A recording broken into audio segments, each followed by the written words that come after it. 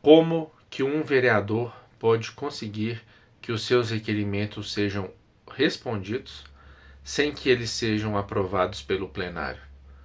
Bem, esse é o nosso tema de hoje e eu já vi muitas vezes vereadores da oposição não conseguindo apoio dos colegas para aprovarem seus requerimentos, seja lá por quais motivos for, mas eu já vi acontecer uma vereadora, ela apresentava requerimentos e na Câmara Municipal dela o regimento exigia o seguinte: o requerimento de informações tem que ser protocolado e o assunto registrado pelo menos um dia útil antes da reunião. Então ela protocolava o requerimento, era da nossa mentoria, eu ajudava inclusive com as redações, e ela protocolava, portanto, o requerimento um dia antes da reunião, um dia útil antes. Alguns colegas dela o que faziam? Pegavam esse requerimento, iam até a prefeitura e descobriam a resposta. E depois, na hora da reunião, quando aquele requerimento ia ser colocado em votação, antes de ser votado, o requerimento é discutido. E a presidência da Câmara organizava de certa forma que essa vereadora ficava por último. E os colegas dela diziam algo como: olha, esse requerimento é muito interessante, muito importante, mas por acaso estive na prefeitura hoje e descobri que a resposta é essa. Desta forma, entendo que o requerimento não é mais necessário, voto contra, portanto. Aí o segundo falava: olha, eu também acho o requerimento bem importante, mas como o colega já mencionou, ele já falou a resposta, então o requerimento se tornou inútil. E assim ia, até quando chegava a vez da própria vereadora falar, quase todos os demais já tinham antecipado o voto, de maneira que era inútil, inútil, vamos dizer assim, era impossível que ele fosse aprovado, beleza? Pronto. O STF já definiu que um chefe do Poder Executivo só é obrigado a responder requerimentos se forem aprovados pelo plenário, beleza? Então, um vereador sozinho, pelo seu gabinete, não pode esperar que o prefeito responda um requerimento dele que esteja ali com a aparência de um ofício ou de uma carta, ou o que quer que seja. Já há definições do STF nesse sentido, mas também entendemos aí, dá para a gente comprar a briga sobre a importância de serem respondidos os requerimentos aprovados pelas comissões. Então vamos lá, uma situação concreta.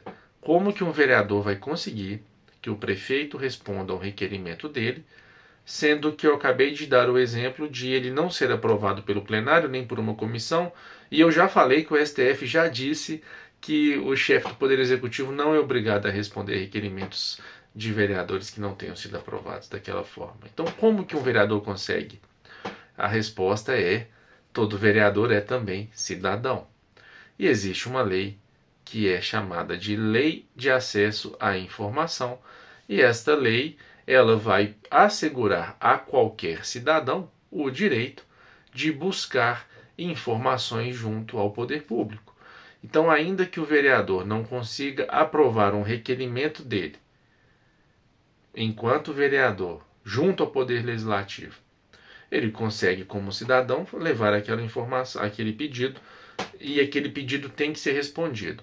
O que vai mudar é: se um prefeito não responde um requerimento aprovado pelo plenário, a legislação permite que a Câmara casse esse prefeito.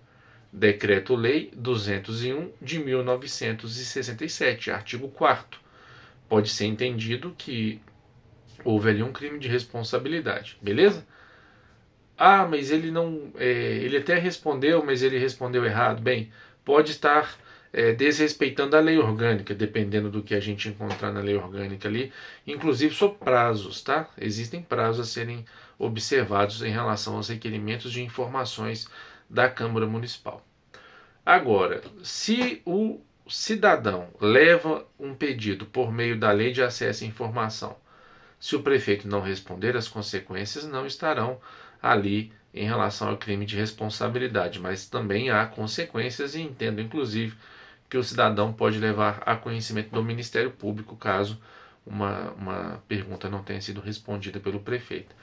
Então foi dada a resposta. Infelizmente eu até me lembro de uma situação bem triste da história do nosso país, um episódio que um cidadão estava sendo torturado pelo regime do Vargas, Getúlio Vargas, o Prestes, marido da Olga Benário, marido ou namorado, não sei.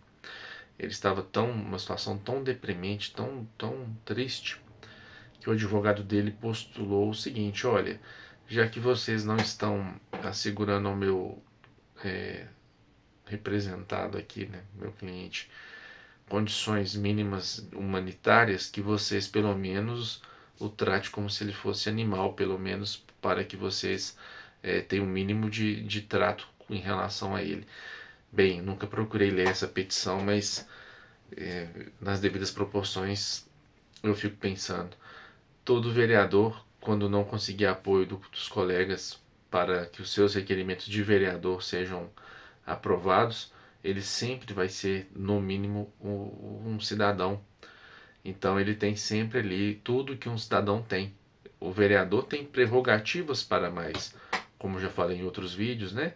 Ele é inviolável por suas palavras, opiniões e votos e tudo mais, mas ele nunca vai ter menos do que o cidadão comum. E, portanto, lembre-se da lei de acesso à informação. Essa vale ouro, hein?